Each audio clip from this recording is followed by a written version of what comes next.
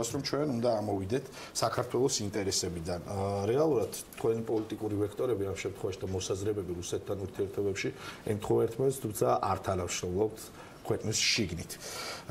რა არის რეალურად მას შემდეგ, რაც ვნახეთ ძალიან მძიმე ფაქტი, როდესაც მოკლეს ადამიანი წამებით, არ გადმოსცეს ხედარი მიუხედავად პატრიარქის თხოვნისა და განცხადებებისა. ხედავთ თუ არა, ვთქვათ, რომ საქართველოს სახელმწიფო ინტერესების გათვალისწინებით შესაძლებელია რუსეთთან დიალოგი და ის დიალოგი იყოს რეალური. პირველეს ყოვლისა დიდი მადლობა სტუდიაში მოწვევისათვის. მინდა გითხრათ, რომ მე ჩავატარე უკვე ბრიფინგი, ვფიქრობ, რომ ტექსტი გავრცელებულია და ამ ბრიფინგის ტექსტის მნიშვნელოვან ნაწილს ძალიან ემთხვევა ის, რასაც ქალბატონი ირმა-ინაშვილი ამბობდა ახლა, ასე ვთქვათ, თქვენს ეთერში. სიტყვათა წყობა ცოტათი განსხვავებულია, მაგრამ ძირითადი აზრი ემთხვევა. მე მოხარული ვარ, რომ ასე ვთქვათ, მისი პოზიცია დაემთხვა ჩემს პოზიციას, თუმცა მე ძალიან კარგად მახსოვს, ახლა ქალბატონი ირმა საუბრობდა რუსეთთან პირდაპირი დიალოგის აუცილებლობაზე. მე ძალიან კარგად მახსოვს, რომ პატრიოტთა ალიანსს ცოტა განსხვავებული პოზიცია ჰქონდა, როცა ლაპარაკობდა იმაზე, რომ რუსეთს უნდა ველაპარაკოთ ბრიუსელის გავლით და ნატო რუსეთის საქართველოს ფორმატი უნდა შეიქმნას. თუ ახლა პატრიოტთა ალიანსმა პოზიცია შეიცვალა და ემთხვევა მათი პოზიცია ჩემ პოზიციას, რომ მხოლოდ პირდაპირი დიალოგია გამოსავალი, მე ამას მხოლოდ მივესალმები და ნამდვილად პოზიტიურად ჩავთვლი ამ ცვლილებას. თქვენ სწორად აღნიშნეთ, რომ მნიშვნელოვანწილად, როგორც მე ახლა ვთქვი, ჩვენი პოზიციები რუსეთთან მიმართებაში, ასე ვთქვათ, ერთნაირია, იმ პოზიციებს, რომელსაც მე წლების განმავლობაში ვახმოვანებდი, ნამდვილად ემთხვევა ახლა პატრიოტთა ალიანსის პოზიციების მნიშვნელოვანი ნაწილი, მაგრამ არ ვთანამშრომლობთ ქვეყნის შიგნით. არ თანამშრომლობთ და ვერ თანამშრომლობთ იმის გამო, რაც ეხლაც გამოჩნდა ქალბატონი ირმას ინტერვიუში, როდესაც ის ძირითად აქცენტს აკეთებს ბოკერია უგულავაზე და არა ხელისუფლებაზე. გასაგებია ბოკერია უგულავა, სააკაშვილი, ბაქრაძე, მერაბიშვილი და ასე შემდეგ. ეხლა არავინ არ იყო ისეთი მოკრიტიკე მათი და გაგახსენებთ 26 მაისს, როგორიც ვიყავით და ვართ ჩვენ თანმიმდევრულად და მიგვაჩნია, რომ ნამდვილად ის მათ უნდა აგონ დანაშაულისთვის პასუხი, მათ შორის 2008 წლის აგვისტოსთან დაკავშირებით. მაგრამ დღეს ცოტა არალოგიკურია ოპოზიციამ მთავარი ბრძოლის აქცენტი გადაიტანოს ოპოზიციურ პარტიაზე, რომელიც არ არის ხელისუფლებაში და არ აკრიტიკოს ხელისუფლება ისე როგორც ხელისუფლება ამას იმსახურებს და მით უფრო არაკრიტიკო ბიძინა ივანიშვილი, რომელიც ამ ხელისუფლებას როგორც ესე ვთქვათ მარიონეტების თეატრში ესე ვთქვათ თოჯინებს ისე მართავს. მე არ გამიგია პატრიოტთა ალიანსის მხრიდან სერიოზული პრეტენზიები საქართველოს ხელისუფლების მიმართ და მით უფრო ბიძინა ივანიშვილის ხსენება მათთვის აბსოლუტური ტაბუა და ეს გარკვეულწილად აფერხებს ჩვენს თანამშრომლობას ქვეყნის შიგნით.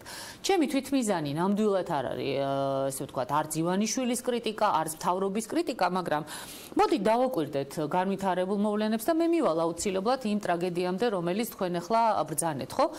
ეს ტრაგედია არ მოხდებოდა და დიდი ალბათობით, ხა რაღაცა 1% ყოველთვის არის, რომ რაღაც უბედურება მოხდეს, მაგრამ დიდი ალბათობით ეს ტრაგედია არ მოხდებოდა ხელისუფლებას, რომ გაეთვალისწინებინა ჩემი დაჟინებული თხოვნები და მოთხოვნები, რომ პირდაპირი დიალოგი ყოფილიყო რუსეთის უმაღლეს ხელისუფლებასთან, რაც გარკვეულწილად დაარეგულირებდა სიტუაციას და კონტროლქვეშ მოაქცევდა და რომ პირდაპირი დიალოგი ყოფილიყო ამ 5 წლის განმავლობაში აბხაზეთის და ეგრეთ წოდებული სამხრეთ ოსეთის ხელისუფლებასთან.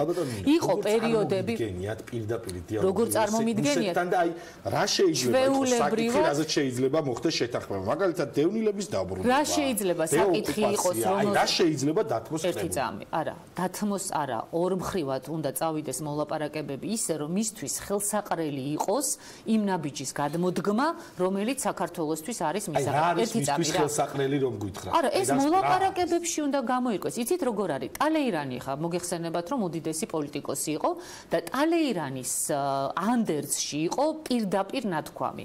არასოდეს არ თქვათ დიალოგზე უარი, განსაკუთრებით მოწინააღმდეგესთან.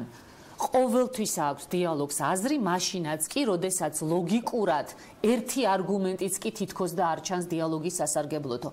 ტალეირანი, რომელიც აღიარებული იყო მსოფლიო დიპლომატიის მართლავარსკვლავად და მსოფლიო დიპლომატიის მაგალითად, გვეუბნება იმას და ყველა აბსოლუტურად პოლიტიკოსი რომ მოლაპარაკების გარეშე შეუძლებელია რამეს მიაღწიო. რთულია, მე გეთანხმებით ის სკეპტიციზმი, რაც თქვენ გაქვთ, გარკვეულწილად რა თქმა უნდა საფუძვლიანია, ძალიან რთულია, მაგრამ სოფლიო პოლიტიკაში არსებობს პრობლემების მოგვარების ორი გზა. ამას მუდმივად ვამბობ და ალბათ ამეთანხმებით. ერთი გზა არის ომი, როდესაც შენ ძალით ვიღაცას ერევი და შენ ინტერესებს ანხორციელებ და ჩვენ ამის შესაძლებლობა არ აქვს და მეორე გზა ეს არის მოლაპარაკებების გზა. ნახეთ როგორი დაძაბულია ურთიერთობა ამერიკის შეერთებულ შტატებსა და რუსებს შორის. ამის და მიუხედავად პრეზიდენტმა ტრამპმა აიღო ყურმილი, მიულოცა პრეზიდენტ პუტინს გამარჯვება არჩევნებში და ძალიან თბილი საუბარი შედგა. როგორი დაძაბული ურთიერთობა იყო? არა აქვს ოკუპირებული. არა, ერთი წამი რა. მით უმეტეს შემოკარგო ოკუპირებული ტერიტორია რომ გაქვს და დაკარგული რომ გაქვს და დასაბრუნებელი გაქვს შენი სისხლი და ხორცი. მით უფრო უნდა ელაპარაკო. მით უფრო უნდა ელაპარაკო, ანუ შენი ინტერესი უფრო მეტია. ნახეთ როგორი ურთიერთობა ქონდა ჩრდილო კორეასა და ამერიკის შეერთებულ შტატებს, ხო? პრეზიდენტებმა უბრალოდ ერთმანეთს პიროვნული შეურაცხყოფა მიაყენეს, ხო? ახლა გავიმეორებ, ხა ბებერი მარაზმატიკი ეძახა ჩრდილო კორეის ხელისუფალმა ტრამპს და მრგვალი ბომბა ეძახა ტრამპმა ჩრდილო კორეის ლიდერს. რაც თავისთავად ძალიან ცუდია, ეს არ არის ის ტონი, რაც სახელმწიფო. ეს ხო იდენტური მაგალითები არ არის ამ შემთხვევაში. მე კიდევ ერთხელ გიმეორებთ, შენ ანუ პირველ თქვენ კი არ მოგმართავთ შენობით საქართველოს აღვქვამ. ჩვენ, როდესაც გვაქვს კიდევ უფრო მძიმე პრობლემები, კიდევ უფრო მეტი არგუმენტები გვაქვს, რატო უნდა ველაპარაკოთ. მე რამდენიმე დღის წინ მქონდა დასავლეთის ერთ-ერთ ელჩთან შეხვედრა, რომელთანაც ვისაუბრეთ. იანკელის ხო, ანუ გასაგებია ხა რაცი. ხო, მაგრამ პირდაპირ საუბარში მე იმ ადამიანმა პირდაპირ მითხრა, რომ ხომ გასაგებია, რომ ყველა გასაღები საქართველოს პრობლემების მოგვარების და აფხაზეთის და ოსეთის პრობლემის მოგვარების დევს რუსეთში. მე არ ვთვლი რომ ყველა გასაღები რუსეთში დევს. შეიძლება რომ თქვათ რომელი ელჩი იყო ეს? არა, იმიტომ რომ ეს იყო პირადი საუბარი და დახურული შეხვედრა. მაგრამ დასავლეთის ერთ-ერთი ძალიან სერიოზული წარმომადგენელი. ერთი რამე მინდა კითხო. დავასრულებ ერთი წამი. თუ ეს გასაღები და ამას ამბობს ძალიან ბევრი ადამიანი, ისმის ხოლმე ეს განცხადებები, რომ ეს პრობლემები, რომელიც ჩვენ გვაწუხებს, დევს გასაღები რუსეთში. თუ კარგი წინა ხელისუფლება ვერა. ამ ხელისუფლება მაინც მაშინ რატომ ვერ მოახერხა? ეხლა ვიგეთყვით. რომ ეს გასაღები მოარგოს იმ საკეთს, რომელიც გახსნის იქ. ჯერ ერთი აი იმ კორექტირება შევიტან, რაც მინდოდა წეხან გასაღებთან დაკავშირებით, მე არ ვთვლი რომ ყველა გასაღები რუსეთში დევს. მე ვთვლი რომ გასაღებების ეს არის მართლაც უმძიმესი პრობლემა და ურთულესი, რომელსაც აი მრავალსაკეტიანი კარივით ბევრი გასაღები სჭირდება, ნაწილი გასაღებების არის ჩვენს ხელთ. ამაში ვგულისხმობ აფხაზებთან, ოსებთან პირდაპირ დიალოგს, სწორ პოლიტიკას და ასე შემდეგ, მაგრამ ნამდვილად დევს ერთი გასაღები მოსკოვში, რომლის გარეშეც ეს კარი ვერ გაიღება. ანუ აქ უნდა მოხდეს კომბინაცია ჩვენი მოქმედებების, პირდაპირი დიალოგის, რუსეთის მოქმედების, რომ ეს კარი გაიღოს. ეხლა რაც შეეხება რატომ ვერ მოახერხა ამ ხელისუფლებამ ეს? როგორ უნდა მოეხერხებია? ხელისუფლებას, რომელიც იმართება ერთი კონკრეტული ადამიანის მხრიდან, ბიძინა ივანიშვილი მყავს ხედველობაში, რომლის თავარი ამოცანაც და უპირველესი ამოცანაც არის რომ ამერიკელები არ გააბრაზოს რომ მისი 5 მილიარდი არ დაყადაღდეს და მთელი საქართველოს ხელისუფლება მიჩერებია ესე ვთქვათ ამერიკის საელჩოს რა მოეწონება და რა არ მოეწონება ამერიკის საელჩოს. როდესაც პრემიერ-მინისტრი ქვეყნის, ნახეთ აი მივყვეთ ლოგიკას, ძალიან მოკლედ ვისაუბრებ. როცა ქვეყნის პრემიერ-მინისტრი ტატუნაშვილის ტრაგედიასთან დაკავშირებით აგზავნის წერილს, მე ვთვლი რომ ეს იყო დაგვიანებული წერილი და მას უკვე აღარ მოყვებოდა რეაქცია, ანუ ადეკვატური რეაქცია, მაგრამ ნუ კარგი, მაინც კარგია რომ გაიგზავნა. იგზავნება პრემიერ-მინისტრის წერილი. ჯერ ერთი წერილს ქვია რუსეთის ხელისუფლებას. პრემიერ-მინისტრი ვერ ბედავს რომ პირდაპირ დაასახელოს ან პუტინის, ან მედვედევის გვარი, რა ვიცი მე რატო ეშინიათ, ხო? რისი კითხეთ. შემდეგ პრემიერ-მინისტრი ამ დოკუმენტში ლაპარაკობს რუსეთთან ურთიერთობების გაუმჯობესებაზე და ამის აუცილებლობაზე და პირდაპირ დიალოგზე და ამავდროულად ლაპარაკობს ჟენევის ფორმატზეც, სადაც რაზეც პრემიერ-მინისტრი აცხადებს, რომ ჟენევის ფორმატი უნდა იქნეს სახეცვლილი, სახე უნდა შეიცვალოს, უნდა ამაღლდეს დონე, ხო არაფერს არ ვიტყუები, ესე არ ეწერა? რომ უნდა ამაღლდეს, ესე ვთქვათ, ჟენევის ფორმატის დონე პრემიერ-მინისტრების დონეზე და ის ამისთვის სათყოფნას გამოთქვამდა. ზუსტად ერთი კვირის შემდეგ საგარეო საქმეთა მინისტრის მოადგილე ბატონი დონდუა, რომელიც ხელმძღვანელობს ჟენევის მოლაპარაკებების პროცესს, აკეთებს განცხადებას, როცა მას ეკითხებიან, რას ფიქრობს ის ჟენევის ფორმატის ცვლილებაზე. ის ამბობს, რომ ჟენევის ფორმატს არანაირი ცვლილება არ ჭირდება. არანაირი კორექტირება შესატანი არ არის, ანუ ამბობს აბსოლუტურად საწინააღმდეგოს იმისას, რასაც ამბობდა პრემიერ-მინისტრი, ხო? და რომ ჟენევის ფორმატი მშვენივრად მუშაობს.